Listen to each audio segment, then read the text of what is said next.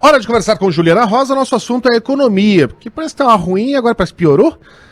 As novas projeções mostram que a inflação pode ser maior do que a gente imaginava, Juliana. Bom dia para você. Bom dia, Megali. Tudo bem? Bom dia para Carla, para Tudo. Sheila, você que acompanha aqui a gente. Pois é, a gente toda semana vem falando de aumento na projeção de inflação, né? Impressionante porque a inflação já está tão alta. E aí, no momento que você acha que vai pelo menos estabilizar, você olha de novo a projeção e subiu. Toda semana, o Banco Central divulga as projeções médias no mercado financeiro, ouvindo bancos, né, consultorias, corretoras. E aí, hoje, aumentou para 7,05% a inflação média, o IPCA. E para o ano que vem também, que é uma coisa que o Banco Central olha muito, né? Quando a inflação fica teimosa, ela fica mais persistente, começa a contaminar também os preços esperados para o ano que vem. Então, aumentou para o ano que vem de 3,84 para 3,90. O que está acontecendo com a inflação?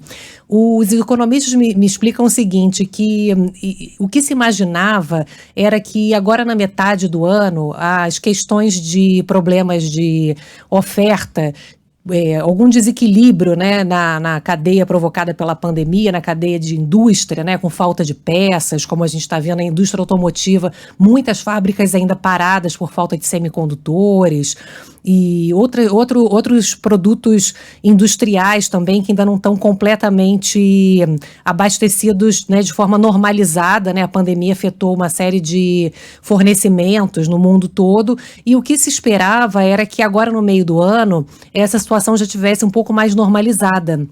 E isso não aconteceu. Então, a gente começa agora o segundo semestre somando uma indústria que ainda está com problemas de peças, então o pessoal fala que pede e demora para chegar, quando chega faltando a lista que foi pedida, e aí isso tudo já chega mais caro. Então, a gente tem ainda um problema provocado pela pandemia, juntando agora com a recuperação econômica local, com o avanço da vacinação, né? A gente tem uma normalização, digamos assim, de preços, principalmente do setor de serviços que ficaram muito parados durante a pandemia, bares e restaurantes, cinema, hotelaria, né? Tudo isso que a gente vem falando que sofreu muito com a pandemia e que agora aos poucos, né, voltam a funcionar, salão de beleza, academia de ginástica e os preços vão sendo normalizados. Então aquela coisa da tempestade perfeita, né? Se imaginava que os efeitos da pandemia fossem terminar para que os efeitos do crescimento econômico fossem substituir. E não aconteceu, juntou. E para completar, a gente tem essa questão da crise hídrica, né, que está afetando tanto a conta de luz quanto a agricultura. Então, a gente tem também, de novo, aí para completar essa tempestade perfeita, a falta de água, que a gente está consumindo uma energia cara, né, e por conta disso deve ter novo aumento da conta de luz. O André Braz, que acompanha muito de perto aqui esses números de inflação, diz que se você abrir nossa conta de luz aí, a gente vai ver que está mais ou menos aqui R$ 9,49 a cada 100 quilowatts, já na bandeira vermelha 2. E a expectativa é que tenha mais um reajuste. Então, a gente vai ver aí em breve, na nossa conta de luz, a tarifa aumentando para R$ 11,50, R$ 11,50.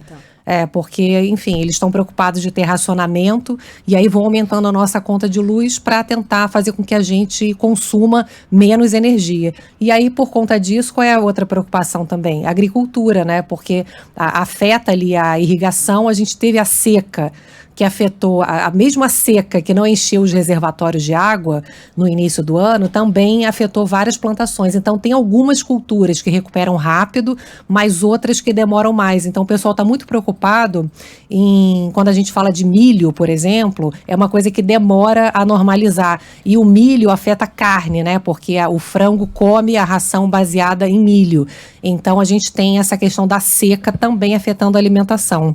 Então, enfim, vamos sofrer mais um pouquinho aí com essa inflação alta aí no nosso bolso e por conta disso a inflação acaba limitando também o nosso poder de consumo, né? Se a gente gasta mais com conta de luz, com a conta do supermercado, a gente consome menos. Então, pela primeira vez, depois de muito tempo eu estava olhando aqui que a previsão de crescimento diminuiu para esse ano, de 5,30 para 5,28.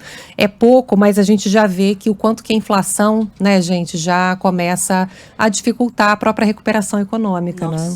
Mas, Juliana, hiperinflações como aquela que a gente enfrentou nos anos 80 e na primeira metade dos 90 não são mais uma realidade mundial, né? Claro, a gente tem o Zimbábue, tem a Venezuela, mas entre as economias funcionais, por exemplo, eu estou vendo aqui, a maior inflação do mundo é da Argentina, 48% ao ano.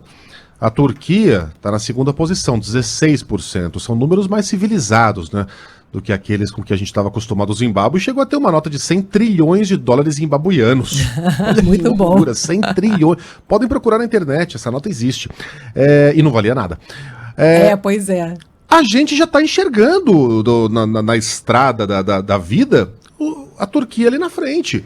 A Turquia já viu o Brasil no retrovisor. Por que a gente está nessa situação? E qual é até onde a gente pode chegar? O que a gente pode enfrentar pela frente na pior das hipóteses? Ô Megali, você tocou num ponto fundamental, né? Você falou de Argentina, falou de Turquia, isso é instabilidade política. A gente tem um dólar muito pressionado, o dólar era para estar abaixo de R$5 no Brasil, pelas contas dos economistas, mas a gente tem uma instabilidade política, a gente tem uma instabilidade que está crescendo, né? Com ameaças ao Supremo Tribunal Federal, a gente tem ameaças também fiscais, né? Há uma pressão muito grande nesse ambiente de disputa eleitoral por parcelar precatório, né, o que é considerado pedalada, calote. Essas palavras, calote, pedalada, isso joga contra a inflação, né?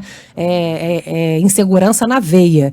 A gente já vê agora, por exemplo, vou até atualizar para vocês, o dólar acabou de abrir já bombando. A gente tem um cenário internacional, claro, preocupante, né, com o Afeganistão, a Delta está freando o crescimento nos Estados Unidos e tal, mas a gente tem, para completar a cereja do bolo, os nossos problemas internos que estão atrapalhando muito essa questão inflacionária que você está colocando. O dólar agora está valendo R$5,29, já acabou de abrir, já está beirando os 5,30, imagina. Então, com certeza, toda essa tensão institucional que a gente vive hoje no Brasil acaba colocando mais lenha na inflação e toda essa irresponsabilidade com as contas públicas, né, Megali? A gente está falando que tem dinheiro para ajudar os mais pobres, para ampliar o Bolsa Família, e o que acontece é que estão sendo feitas escolhas para poder dar dinheiro para os políticos, enfim, fazerem o que bem quiser com esse dinheiro, e não paga o precatório, que é dinheiro de pessoas também que estão a vida inteira, que ganharam ações na justiça contra o governo diz que não tem dinheiro,